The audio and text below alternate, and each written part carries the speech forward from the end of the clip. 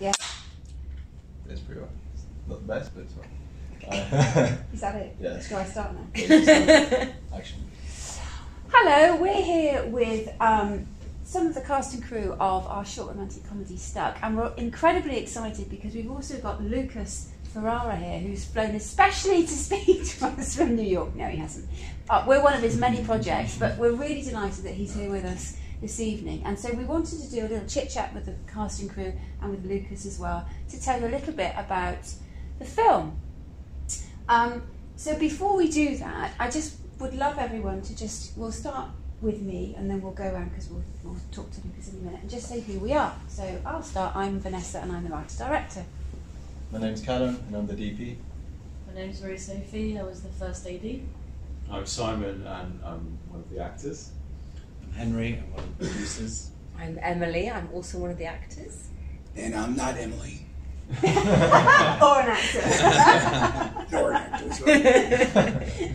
Okay, so Lucas, here's a question that frankly is the one that most people want to know the answer to, which is Yes. yeah, there you go. How do you choose your projects? Great question. Because it's one I'm asked all the time. I'm like, how do I get to ask Lucas for some money? It depends on the time frame. 2 years ago when I started going to crowdfunding, it was in the middle of a crisis, 2020, March of 2020. This makes the second year that I've been doing film. Only 2 years. Oh, Wow. So in March of 2020, because we're filming in March, when the world was falling apart and we were restricted to our homes, I was saying, I was going crazy in my bunker down in Florida. I was like 5,000 feet underground because, I want to stay away from human beings. 5,000 pieces. And it was like dark and dreary, no windows. I mean, it was really musty, Henry. So Henry. Henry's like staring at me. He was like, what? Yes. Yes, it was dark and musty. No, but I was down in Florida and I was saying to myself, because I wanted to escape New York. I love New York. I know she Yeah. loves New York, but not in the middle of COVID. No. So March of 2020, I was down in Florida hiding, and I said, how can I help? So the reason the answer is very convoluted, initially I was funding almost everything. Yeah. Student films, You anybody were. that had a project that I thought was compelling. If it was underrepresented communities like African American or Hispanic, LGBTQ, so I was trying to just throw money. So I said, let's channel energy in a creative way and let's make a difference. And after a while you start developing relationships with people, and there's only so much money to go around. So after about a year or so, I started to develop a relationship with certain filmmakers, or I watched certain filmmakers. I said, I think I would like to do something more significant. So over the last year, I've sort of channeled my energies into select projects. So for example, Ella Greenwood, yourself, Vanessa, Abdullah Khan, who had a wonderful short with George Mackay. And we're working on a new project in a couple of weeks. So what would you say the common denominator is? Because they're all quite different. They're all very different films. I mean, Stuck is very different to what Ella is currently producing. Well, there's a range. Some of Yeah. it's entertainment, and some of it's social, messages that have to do with the society at large. You're trying to change perceptions, as in mental health. I mean, Abs's film had to do with bullying. So, and then I'm working with Marie on a film. Just so happens, entertainment. So I've done an array. Done an array of films, so over time I'm now limiting the number of projects that I'm working with, and I have to say no to so many talented people. It's really disheartening that to say no. Yeah. Particularly young But we're people. used to it because we're in the film industry. We get told no all the Yeah, but time. that doesn't make it easy. And then they send these heartfelt emails, and like one young lady, when I said I'm sorry, I'm fully committed. Would you please reconsider? Oh. And I was like, Thank goodness. So I wrote back, I love your tenacity, but I'm sorry. You need to be more tenacious. Sorry. So tell us what did you? Because you backed my previous short. The law column, yes. Yeah, Yeah. and that's quite different. So what was it about? What made you send me that email for this particular? Because you actually didn't know what this film No, was, Bus did Stop. you? Right. Bus Stop. Bus I Stop. checked you out. Okay. Yes, I know, I'm a stalker. Do we have this on film? No, obviously before now, I get involved in projects. I do a little bit, behind the scenes stuff, just to make sure it's not a total waste. And because some have been disasters, need I tell you, total. But so I checked out your work, and Bus Stop was incredibly. Your performance in Bus Stop was incredible, and I say that sincerely. Oh. So when I had a moment, I reached out to Vanessa. I said, "Do you have any other projects that we could work together on?" But it was Bus Stop. Ah, interesting. Check out Bus Stop, starring Vanessa. It is on YouTube. Yeah, you can check it out. It's worth the time. Truly amazing performance. Okay, so it's something about the quality is the common denominator, really. So that's Well, extremely important. Yeah. But I'll give students the benefit of the doubt. You know what I'm saying? well, we're all learning, aren't we? I mean, we're all learning. Every time we go on set, we're all But learning. so students, I give a little bit more room. Yeah. Yeah. So I'm going to fire that question out to. Actually, I'm going to ask Marie because Marie, as the AD, tell us what your job is. Marie. Everyone hates me.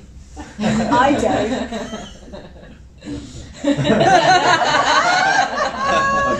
Especially I'm sat in the right place. No, I make sure we shoot the film, and that people, although they don't realise it, but get to go home and have some sleep before having to come back. You're welcome. I make sure I understand what every HOD has creative-wise, and that it gets met on set, and that every department can communicate with each other and understand where each other fall into, and get their allocated time to get their job done. And then the idea is that, throughout the day, because there's only a certain amount of time in the day we're allowed to work, I make sure that we never compromise the main vision, and that we, regardless of what happens, we still manage to make the film that was meant to be made. Roughly speaking. That's sort of what I do. Yeah. A lot of paperwork, a lot of human management, but yeah. Yeah, and it's I think it's a really underrated, Oh, yes. 100%. Yeah. It's a tough job. because It's a no very one tough on set can function without the AD No. at all. I mean, actors, because you work quite closely with the actors. When I'm staring at a monitor, you're there sort of queuing them up and. Yeah, I think because I think ADs work differently, but I take to the literal the words assistant director. Yeah. So for me, it's not to be the director, but to make sure that the director can only focus on their job and not get overwhelmed. So usually I read the script many times. I make sure I have it in my head that all the floor plans. So I usually know better the shot list than the DPs and directors themselves. Oh, most of the absolutely. time. Completely. I usually Yeah. know more what's going on Yeah. than anyone else, because I always have the overall vision that I need to have in my mind. So because I know exactly what my director wants, if they have to step off for something in order to not waste 5 minutes, if I can I'll tell. I won't start putting a creative input to the actors, but if it's a logistic, here's your mark. Well, even I don't really do that. If I get asked questions, I answer. Yeah. Well, I suppose you act as a bridge to the director to the rest of the crew. I like to see myself as an elastic band. No one really She's sees more like my a ears. lifeline, actually. Yeah. Yeah, she was a complete lifeline to me, absolutely. So I can't count, in fact, so many times like, what shot's this, Marie? What am I shooting? I've forgotten. Literally, yeah, I have no idea.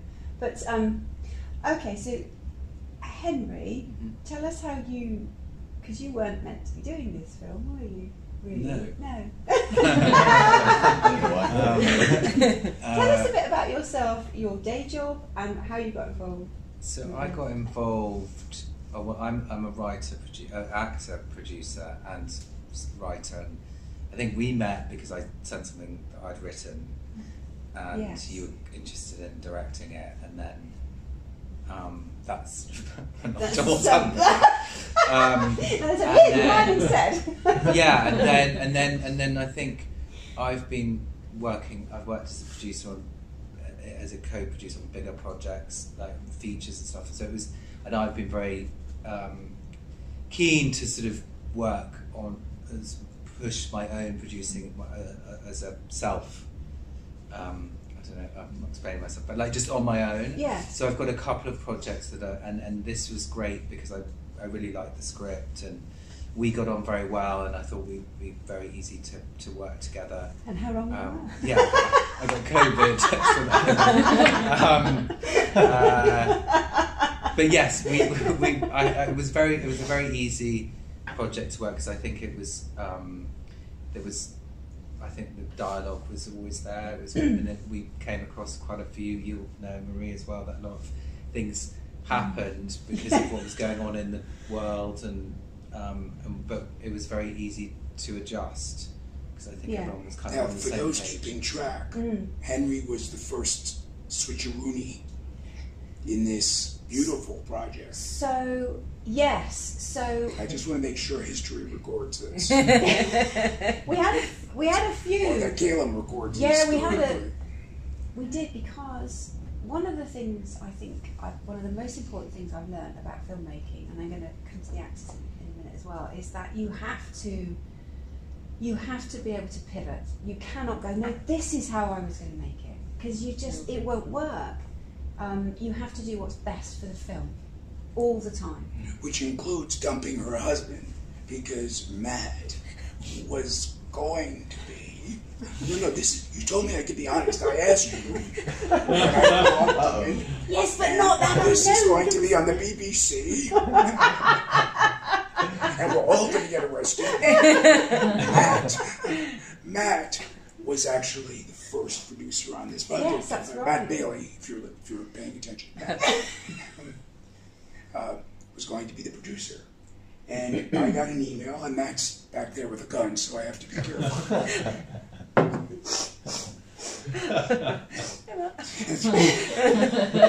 I get an email from Vanessa saying, we have a new producer. It's not like, would you mind? Or anything. We have a new producer. And it's Henry. I go, It's Henry. what happened to Matt? And she went, He's he's gone. He's gone. I'm like, you killed Matt? So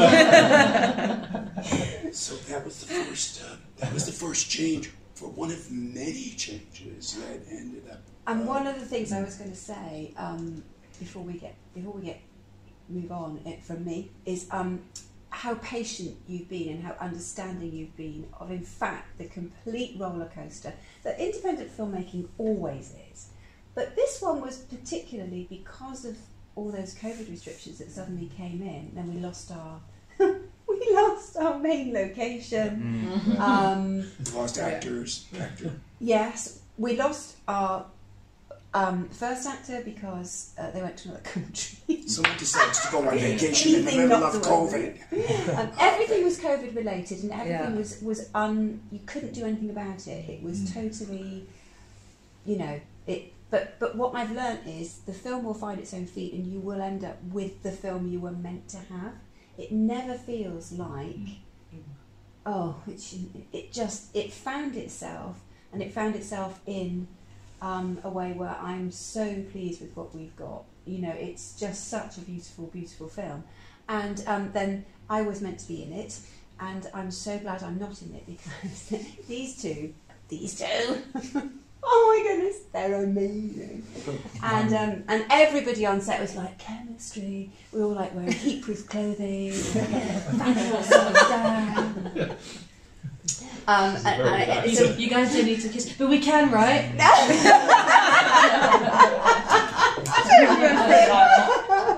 No, truly amazing performance. Cut! And I remember having, because Simon, you were on board before Emily, and then I phoned you and I said, it's not me anymore. And how did you navigate that because it shifted quite significantly, didn't it? The story, yeah. I think so.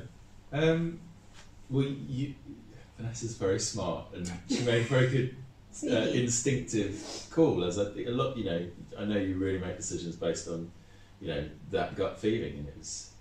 I remember I had a call with Vanessa after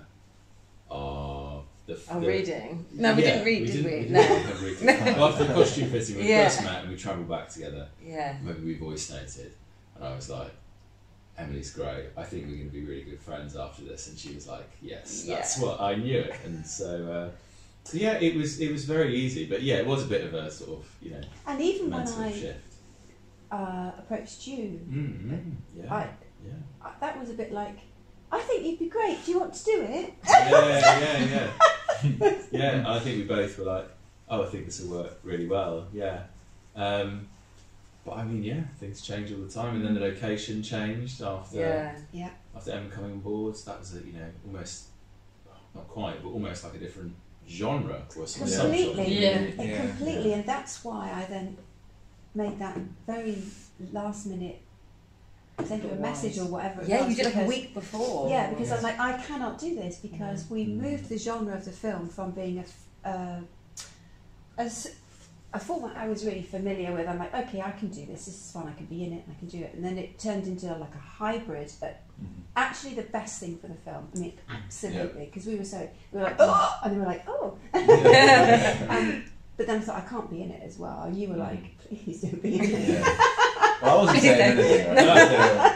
But I would say that I really respected you anyway. But like when you called me and said about not being in it, I think being both an actor and a producer, I kind of felt that I really respected your decision because I know you've written it. It was a role you wanted to play and you were directing it. But I think, I thought it was amazing that you kind of were able to look at it that perspective and say, actually, you know what, we've got so much, we're up against so much, and I think the best thing for this film is this. Offer it to. But I think that's a really hard thing to do for actors because I think it is hard, but it's not. It's not when I know that because I didn't go to anyone else. I was like, okay, it's Emily. And then, how did you feel? Well, because you messaged me, I was actually unaware at this point that you were supposed to play the part. Thank God, because you neglected to mention that.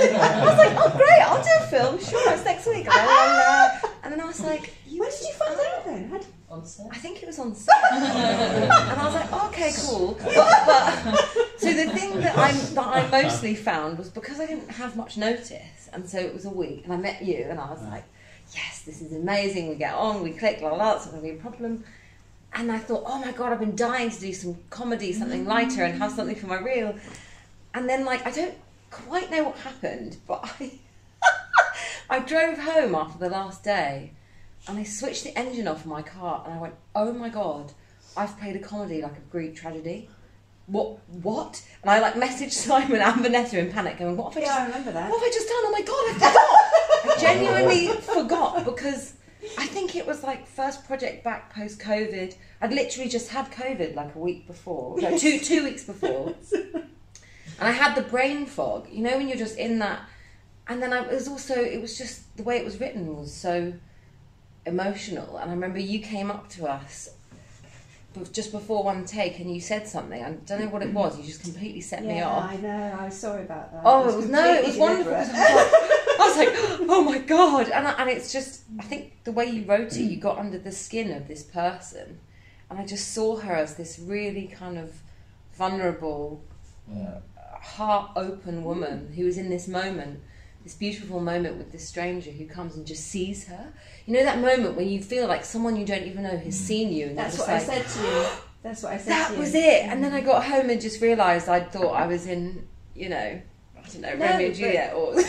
And I was like, oh, what have I done? Well, you kind of are. And do you remember I said to you, I'm not going to mess about with your performance because that's another thing that I mean, I did a little bit, like little tweaks, like little notes, and sometimes I didn't explain myself well enough and you didn't really know what you were doing.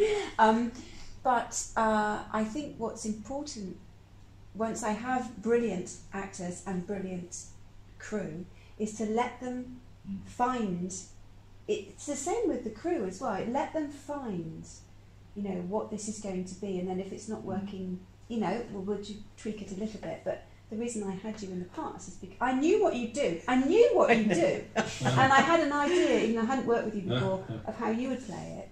And I just thought, this is, And it worked. it did work, You made it your own, then. You made it your So own, which is Yeah. exactly what you should have done. Mhm. And I think I remember saying to you, like, if I don't think this is working, I'll change it. But it's, you have to trust me. Yeah. So something about you just because And absolutely, like, I think because we've worked together before, 100% I do. So I thought Vanessa will tell me. Because actually, you know, first project back after a while, I'm so used to watching hundreds of people watching me on stage or being on the set and people poking and prodding you. And this was just like, what is happening? It was just so overwhelming. And I was like, oh my God, what do I do? Just look in Simon's eyes and then just trust that Vanessa's going to say, this is terrible, change everything. No, if it is. But I think what happens is you pick up the elements of the script, because there's a lot of pain. We were talking about this earlier, weren't we? There's a lot of tragedy within the script, past, potential future, you know. But I'm not quite. I feel with your character as well, there's a vulnerability in a thing which you play so beautifully, and so I think what happens is actors will latch onto that, elements of that, and then when we go to the edit, then I can craft, as long as I've got all the takes and all the options, I will then craft exactly what I need. So you don't never need to worry about what you're doing, really. I like how Vanessa gave me choices. Then she sends me an email that actor number 1 is off the project because timing-wise, with the trip and then coming back from this foreign location that I won't identify, there were too many risks associated. So she said, our next actor is Simon. It was not like, do you mind? Do you mind? Or it was like, next actor is Simon. So talk about trust, right? She's talking about this theme of first. So she said, but check out his show reel. Check out his show reel. Check out. Yeah, do. Amazing. I love your American accent. I said to Vanessa, he's amazing. That American accent, can we use it? Of course, she didn't listen to me. I could see it in American. I had a lot of sense. I mean, No, you can't. no.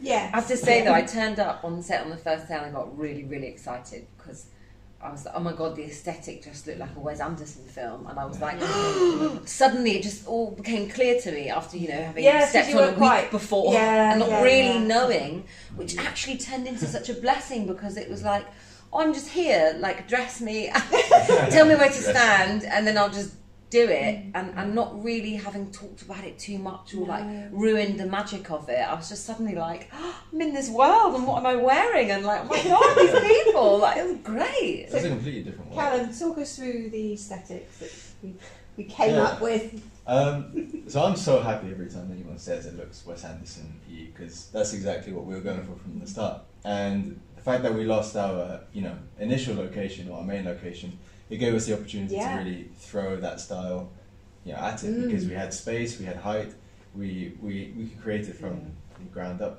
Like the walls were created, everything. Like the lift everything was done by Johnny. It really hung on the production design, didn't it? Really did, Yeah. Johnny did a great job. He did a really good job. So we had control over all the colours or how high we can have the lights and stuff, which was my sort of worry with the first location, being as the ceiling was like maybe half a foot above my head, and I'm not tall. So, so like I was like, I'm not really lights here, but I know we'll figure it out on the day. But I remember standing on the edge of the balcony, looking down. I'm just thinking, all these people just working. Yeah. When we said it felt like we were watching like from behind the camera, I was almost watching a play. And I was like, this looks really cool. Yeah, because I didn't know if it was going to work. I didn't know, did I? We were doing our shot list, and I said, I don't did. know. I had spent a whole week planning a schedule and a shot list and a floor plan for a location that no longer existed, and you couldn't even keep the shot list because now you wanted this surreal arrêté type of film, and it no longer made sense. It's fine. It was for the best. I want to thank Marie because another little snafu. What did I do now? When we lost the location because of COVID, Yeah. there was we have a production meeting, Oh yeah. Mm-hmm. and Vanessa saying, I'm going to change the script, we have to modify the script. I'm the one that was like, no. Thank you. Marie came to my rescue. So I'm in America, that bunker, and we have this Zoom meeting, and Vanessa saying, okay, we're changing the script. I'm cutting out this, I'm cutting out that. I'm saying, no, you're not. I was trying to cut time. Please don't cut that out. And who came to my rescue was Marie. It was Marie. Thank you so It much. was just about time, isn't it? Yeah, Story. yeah, I know. I And it's remember funny being that so back- French on you as well. You're like, so I'm cutting all the characters. Like, no, you are not. That's right. Like, hang My on, dead body, you are killing the story. You kill the other actors. That is not the story. That was the production meeting. And I'm in the bunker going, please go. Well, we had some interesting. Do you remember when I said the first shot list, and you were like, no, there are too many. This is the same shot. You got 8 of the same shot. Like a child that drew you a square. Like, right, this is the wall, this is the elevator. Where do you see the camera? Okay, so. You were trying to get me to draw it, and you're like, no, I'm not going to draw it. No. Fine, I'll try it for you. Yeah, It's a short film in itself. I didn't know. No, it was hilarious. It's hilarious. But what was very impressive about Marie is she kept working even when it was looking like you weren't going to be on set. Because we had that moment where because you tested positive for COVID, even though you didn't know you And had you it, were in Paris. trying to get Yeah. back into the UK. She was in I was Paris. stranded in France, yeah. So at that point, if I was an AD, I'd be like, over to you.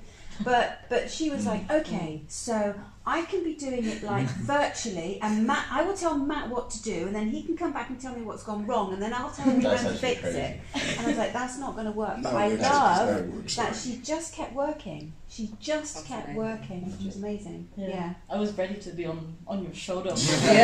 Yeah. When you phoned and told me that you were able to do it, I was like, I cried for about an hour Wow. afterwards because I was like, I could not have done it. I do remember because when you phoned me and you said, so I want you to do this film, but like the location's fallen through, and the AD might not be on set, and one of the producers can't be here. But we're shooting in a week. Will you come? Now you know how I feel. Now you know how I feel. That's I was like, exactly how I feel. yeah, sure, I'll come. That's Yeah. great. You Sounds sold like a me, riot. you sold me. Yeah. And while we're here as well, I have to give a big shout out to Kyle, who did the costumes, who just Yes. absolutely knocked it out of the park. Really? And Really good, yeah. it's just stunning what Yeah, he yeah. put together and the kind of Yeah. feast for your eyes Yeah. that he gives you. Yeah, really. But Yeah. but I want to. So we talk, I cut you off a bit there, Callum. But so we No, had no, this no. whole Wes Anderson thing going, and that I think that was really helpful. The way you lit it and the way you just, I mean, I'm just like keep it still, which was a different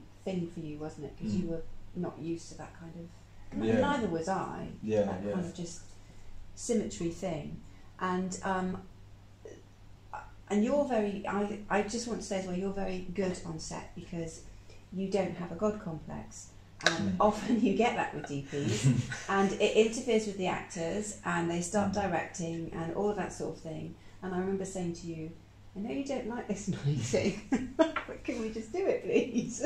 I think that what you had asked was, can you remove all the shadows in the face? And I'm like, I remember this. Like, and I looked to Spike and he looks at me like this. And I was like, can we maybe put a light underneath? And he's like, we could try. And I'm like, I really don't want to put a light underneath. And then I shifted the front light around a bit and you're like, there, perfect. Stop! And I was like, oh, that's great. I thought you meant literally eliminate the shadows. Yeah, I don't explain myself very well. No, in that sense, I was Yeah. happy. But at the beginning, I was, a bit like hesitant because, just the lack of shadows would take away depth. But you meant It was a something moment more. when she just stepped in, wasn't it? And she sort of got this glow.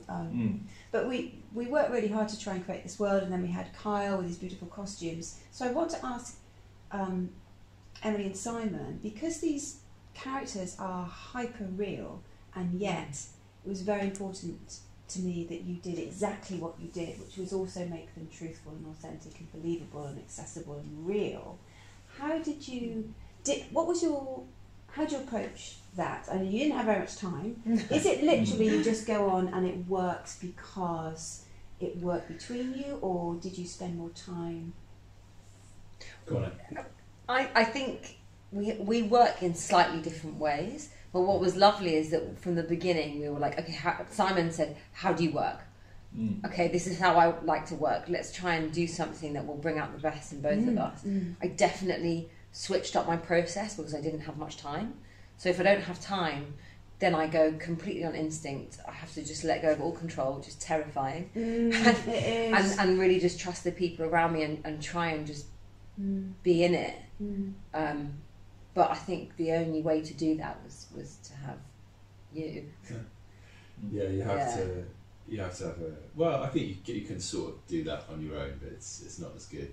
There's a Meisner thing where it's like, pinch and ouch. If I won't pinch Marie, sure. But if I pinch Emily like that, she's, and her line is ow, she's going to do some bad acting because she's going to have to go, ah, it's not real. So I peaked the mic there.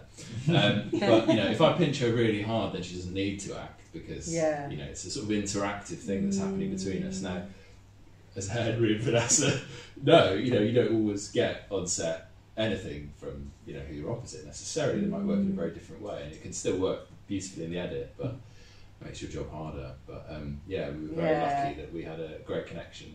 And, I can't remember what it is you did, but it was towards the very end, and we had those close-ups, and we'd been doing sort of similar things in the takes, and then you did something different.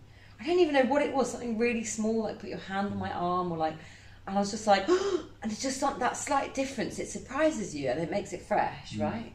And it was just those little things, and suddenly you make it come alive, and suddenly it just felt like really touching these two people. And I think it helped that we were in this bubble, right? So it was like the two of us in the elevator. And it was physically very contained, wasn't it? Yeah, the non-dialogue moments were really nice. Yeah. They said a lot. Yeah, and that's a really interesting point, because you write as well, and I'm sure Henry will say the same thing, is that I just want to pick up on that really quickly, because the thing about giving actors dialogue is that it doesn't mean words necessarily. In fact, often the most powerful, resonant moments are when they're just speaking non-verbally, and I love those moments. I think of all the moments in the script, I think are just where those moments are hanging, and there's sort of you can just go with a knife, and there's when all the subtext will come pouring out. It's just and I think that's indicative of showing, as an actor, I felt so full of the world, and in those moments it was like, oh my gosh, I can see everything, and I feel like this woman, because I can see the frame on some of the camera shots. Oh, okay, that's what it looks like. And then it's like you have the amazing costume and the lighting and the script written so beautifully that in between you just know.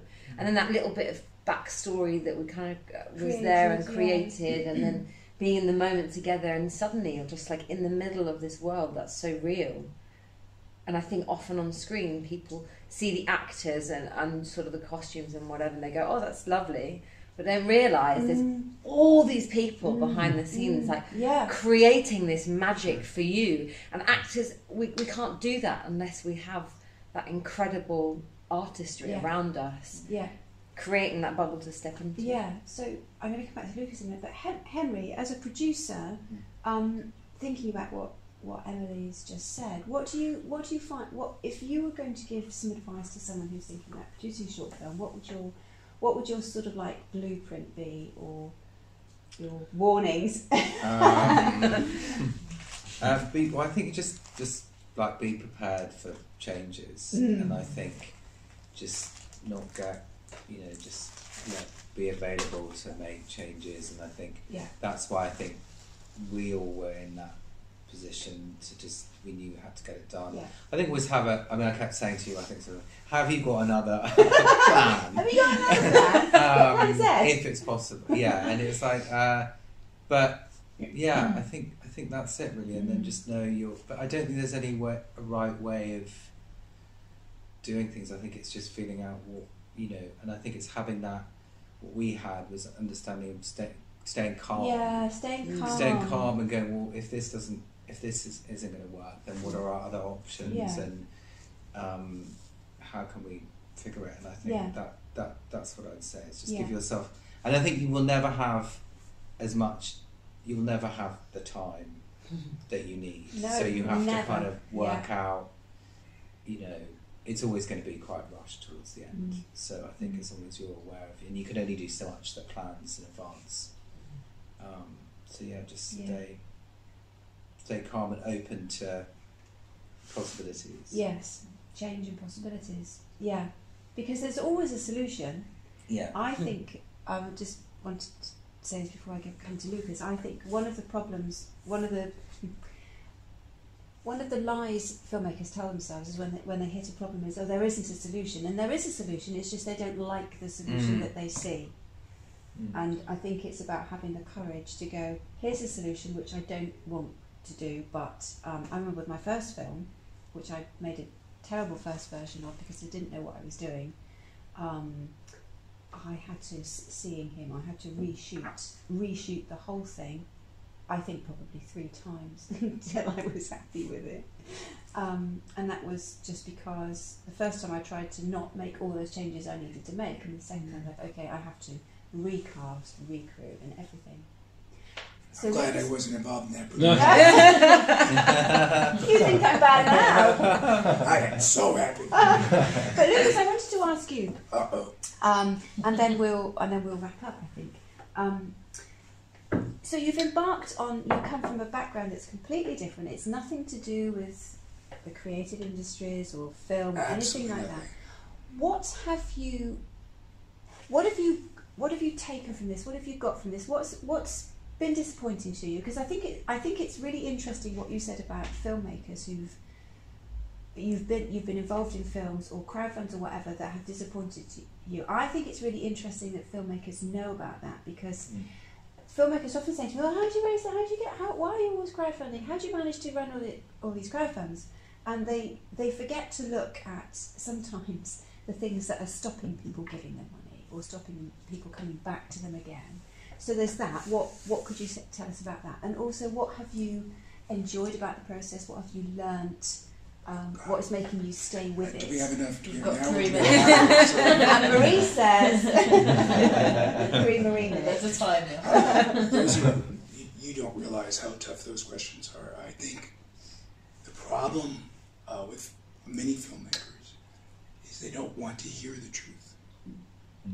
I think we were having a conversation before the shoot today where some filmmakers haven't shown me rough cuts. They just say, "Here's the final."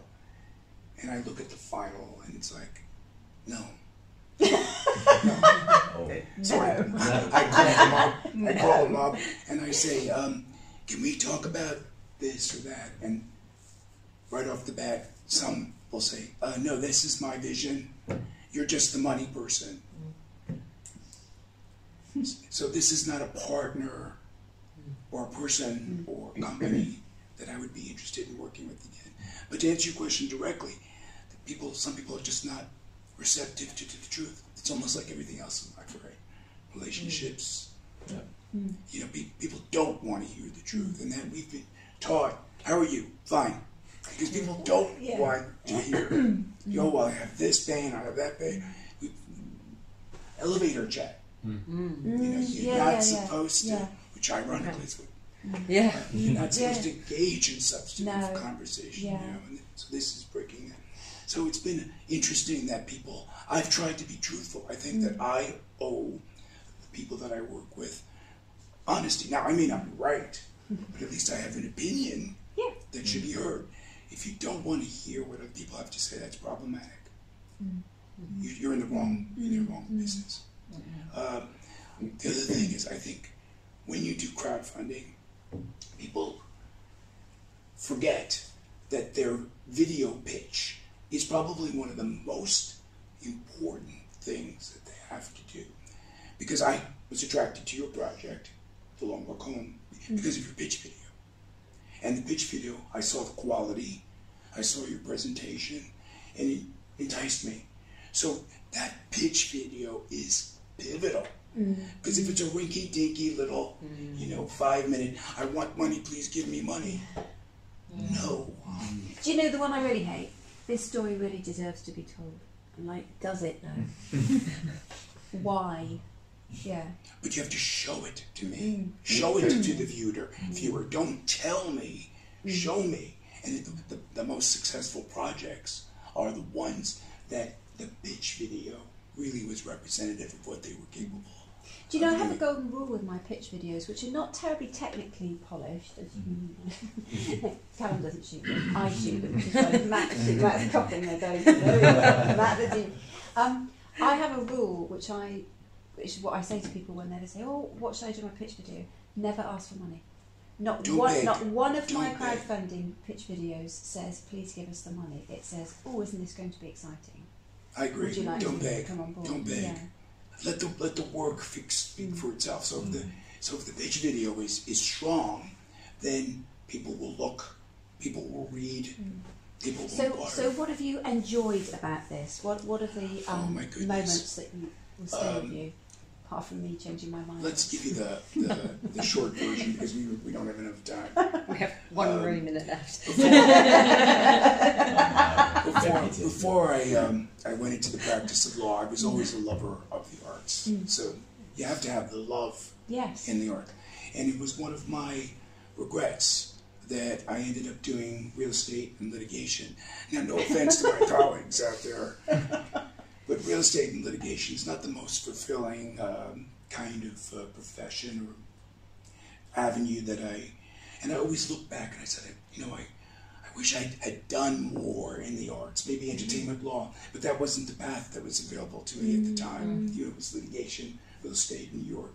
But my heart was always in the arts. And it took 35 years before I could come back.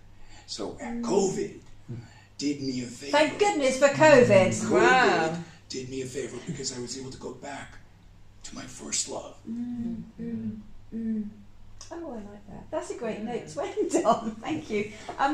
Thank you to my team who are here, who have been truly, truly amazing. Thank you so much. Oh, now keep the camera running because I have something for you, Lucas. If it's cash.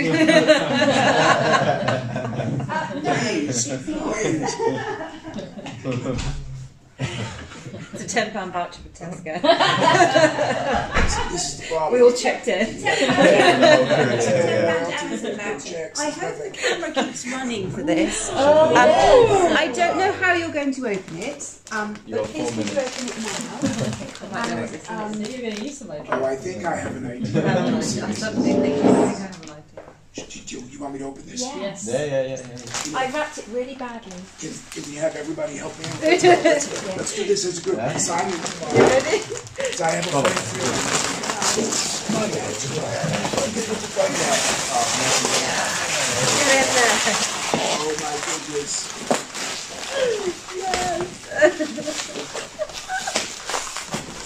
And you know, we could have skipped it. I think Simon, you have to have a conversation with him. Yes, I was very. Oh my God, how disgusting. What is this? We've got to take it home. We now just destroyed it. There we go. The other one. Yeah, the other one's the best Another one.